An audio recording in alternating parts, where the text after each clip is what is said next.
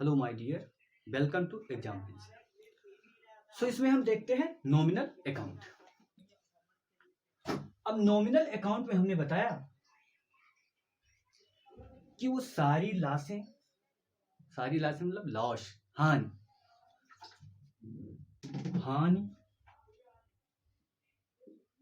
और लाभ वाले अकाउंट नॉमिनल अकाउंट में आएंगे। क्या? लाभ और हानि। इसको क्या कह सकते हैं? एक्सपेंस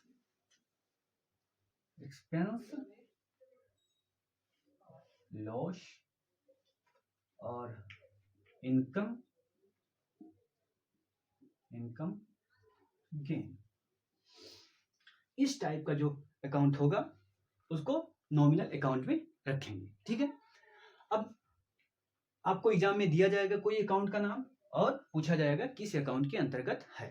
अगर एक्सपेंस और लॉस है या इनकम या गेन है तो उसे किस अकाउंट में रखेंगे? नॉमिनल अकाउंट में रखेंगे। ठीक है।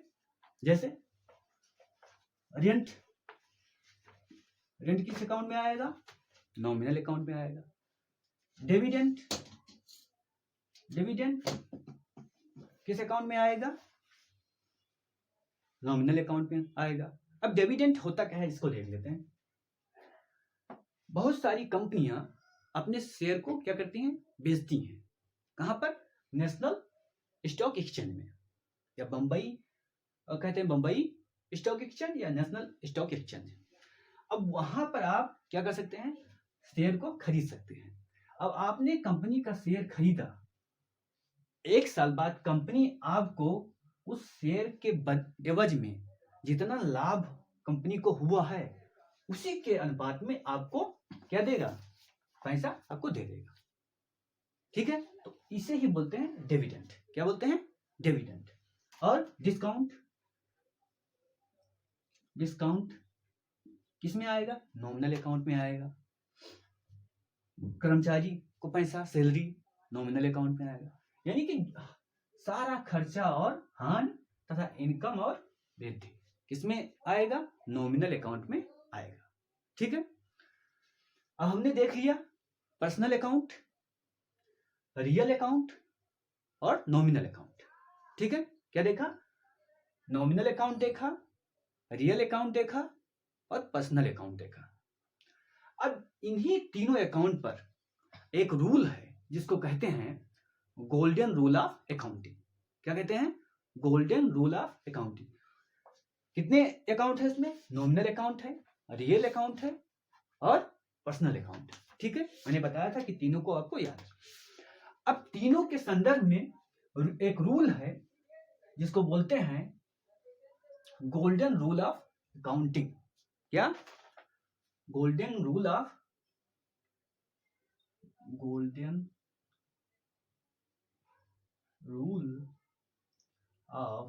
अकाउंटिंग। ठीक है।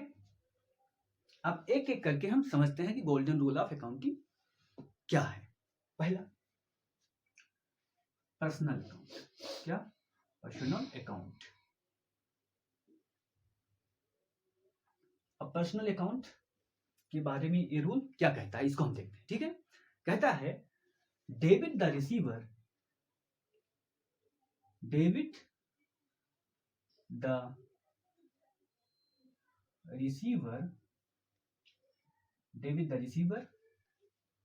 and credit the giver। ठीक है। इसको याद कर लेना है, debit the receiver, credit the giver. ठीक है। अब ये पहला रूल हो गया पर्सनल अकाउंट का। अब हम इसको समझते हैं। एक बिजनेसमैन है जिसका नाम दीपक है। ठीक है। और दूसरा बिजनेसमैन जिसका नाम राजेश है। ठीक। अब दीपक ने क्या दिया? कुछ चीजें इनको दी। ठीक है। क्या दी? कुछ कच्चा माल इनको दिया। और राजेश ने कुछ पैसा इनको दिया। ठीक है, अब दीपक के दृष्टिकोण से समझेंगे और राजेश के दृष्टिकोण से समझेंगे। दीपक ने क्या किया, कुछ सामान राजेश को दिया। क्या दिया, कुछ सामान दिया।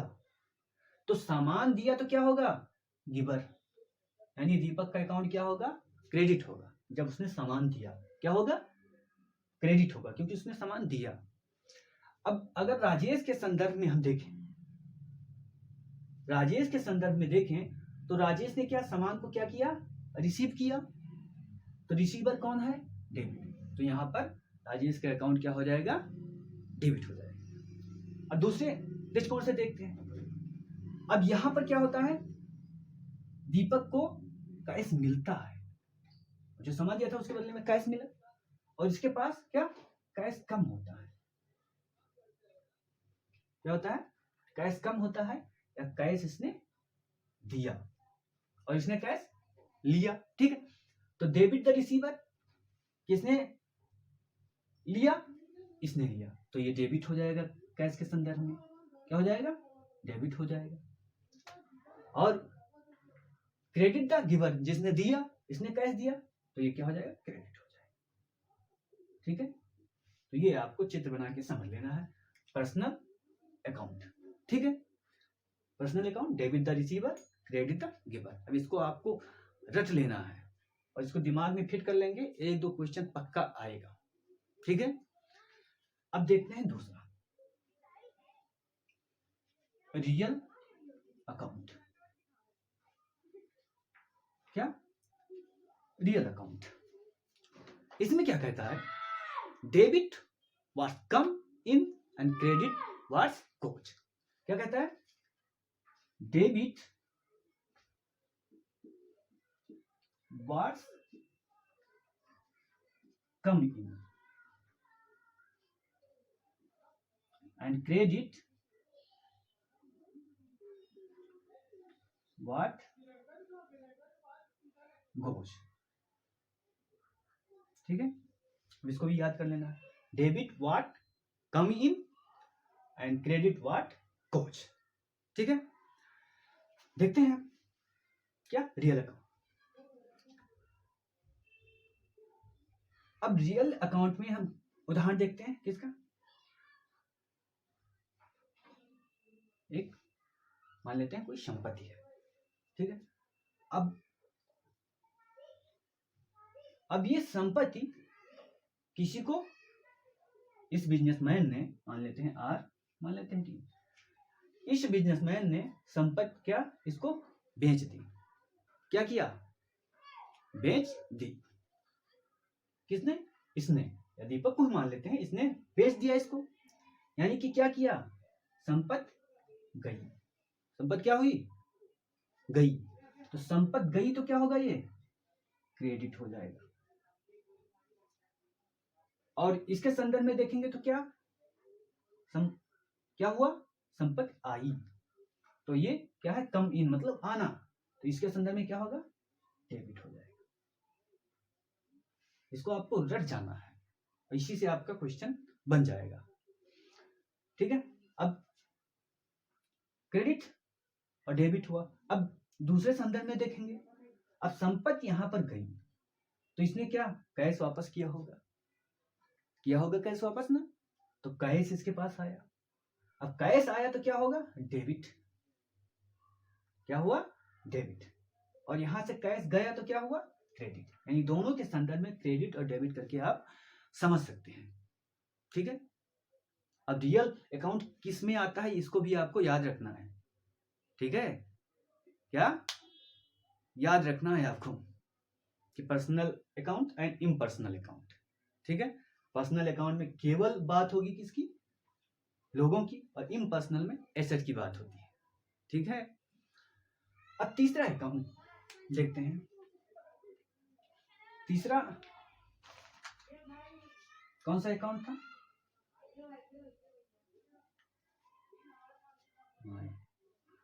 कौन सा अकाउंट था, नॉमिनल अकाउंट। कौन सा अकाउंट, नॉमिनल अकाउंट। क्या है, नॉमिनल अकाउंट। ठीक है, अब इसके बारे में जो रूल है उसको देखते हैं। Debit all expenses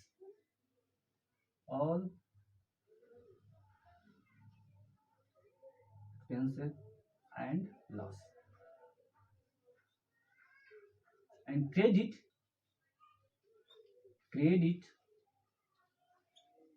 all gain and income। ठीक है, अब इस बारे में जो रूल है वो क्या कहता है, debit all expenses and loss and credit all income and gain. ठीक है, अब इस संदर्भ में भी वैसे समझ सकते हैं, डेबिट ऑल जो क्या होगा, हानि होगा, उसको किस में रखेंगे, डेबिट में। हानि जो होगा, खर्चा जो होगा, उसको किस में रखेंगे, डेबिट में। यानी कि सैलरी डेबिट में रहेगा, सैलरी किस में रहेगी, डेबिट में रहेगा। क्रेडिट क्या होगा, गेन, जिससे इनकम हो, जिससे क्या हो, इनकम हो, लाभ क्रेडिट। तो ये गोल्डन रूल ऑफ अकाउंटिंग के 3 रूल हैं, इसको आपको याद करना है। और ये 100% गारंटी है कि यहां से 2 क्वेश्चन, 1 क्वेश्चन आना ही है। ठीक है, दे देंगे नॉमिनल अकाउंट, कोई अकाउंट दे देंगे और पूछेंगे कौन सा अकाउंट है, तो आपको ये याद रखना है कि एक्सपेंस और जो हानि नॉमिनल अकाउंट होगा। ठीक है, और गेन, लाभ और इनकम, वो भी नॉमिनल अकाउंट होगा। कोई अकाउंट ऐसा आ गया, कैसा, रियल अकाउंट, कोई संपत्ति का अकाउंट आ गया तो रियल अकाउंट होगा। यानी क्या, बिल्डिंग आपने बेचा, मशीनरी बेची तो रियल अकाउंट हो गया।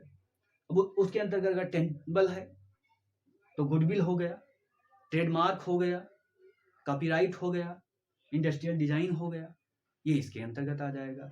ठीक है, और यहाँ पर्सनल अकाउंट में यहाँ पर हमने क्या देखा कि नेचुरल, उसमें व्यक्तियों का नाम होगा, और दूसरा आर्टिफिशियल में कंपनी का नाम होगा। और वहां पर हमने आपको बताया था कि कैपिटल अकाउंट और ड्राइंग अकाउंट, ये दोनों किसके नाम पर होंगे, नाम पर नहीं होगा, मालिक का अकाउंट होगा, नाम पर उनके नहीं होगा, लेकिन मालिक का जो अकाउंट होगा उसको क्या बोलेंगे, capital account and drawing account. ठीक है, अब ये हो गया आपका ब्रिटिश या इंग्लिश टाइप जो अकाउंट है उसके बारे में।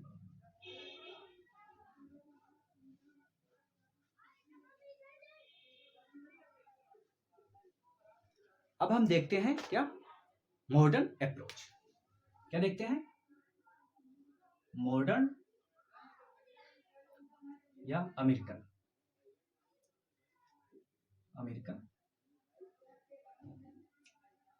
अप्रोच कह सकते हैं।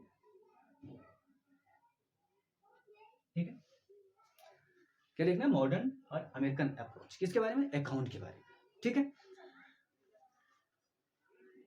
तो अमेरिकन अकाउंट सिस्टम में या अमेरिका में जो अकाउंट सिस्टम फॉलो किया जाता है उसमें 6 प्रकार के अकाउंट बताया गया। 6 प्रकार के अकाउंट का क्या नाम है, कैपिटल अकाउंट,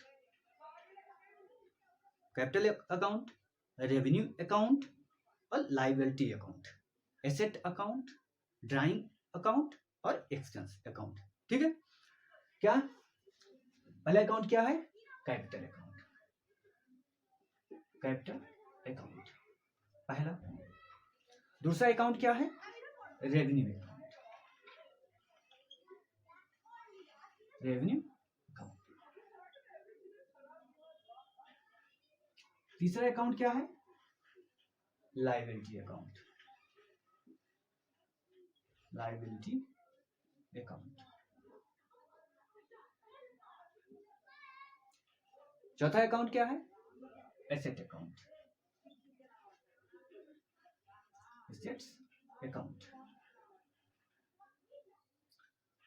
अगला अकाउंट क्या है, ड्राइंग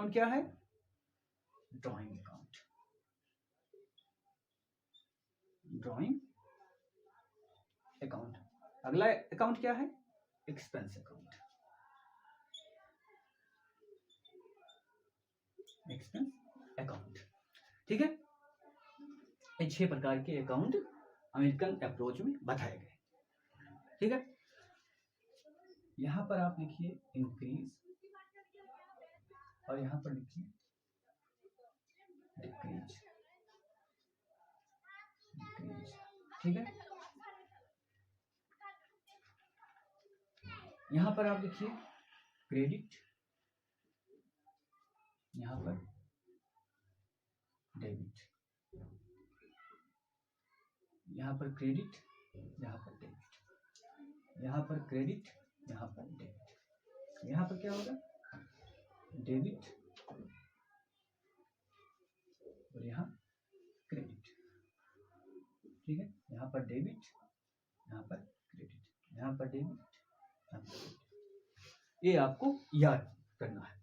कैसे याद करना है पहले समझ लेते हैं। कैपिटल अकाउंट, अगर कैपिटल अकाउंट इंक्रीज होगा, कैपिटल अकाउंट अगर इंक्रीज होगा तो क्या होगा, credit account. Capital account increase होगा तो क्रेडिट, यानी कैपिटल आया आपके पास तो क्या हुआ, क्रेडिट हुआ। और डिक्रीज, अगर कैपिटल अकाउंट डिक्रीज हुआ तो डेबिट होगा। कैपिटल अकाउंट डिक्रीज हुआ तो डेबिट होगा। इसी तरह रेवेन्यू अकाउंट इंक्रीज तो क्रेडिट, और अगर डिक्रीज तो डेबिट। इसी तरह लायबिलिटी अकाउंट, लायबिलिटी अगर क्या बढ़ी तो क्या हो जाएगा, क्रेडिट हो जाएगा। लायबिलिटी बढ़ी तो क्या हो जाएगा, क्रेडिट हो जाएगा, और लायबिलिटी घटी तो डेबिट हो जाएगा। इसी तरह एसेट, एसेट इंक्रीज हुआ, बढ़ा तो क्या होगा, डेबिट हो जाएगा, और एसेट घटा तो क्रेडिट हो जाएगा। इसी तरह ड्राइंग अगर बढ़ी तो डेबिट हो जाएगा, और घटी तो क्रेडिट हो जाएगा। इसी तरह एक्सपेंस बढ़ा तो क्या होगा, डेबिट होगा, अगर घटा तो क्रेडिट होगा। तो ये था अमेरिकन अप्रोच या modern approach to understand account. ठीक है, तो आज के लिए इतना ही। जय हिंद, जय भारत।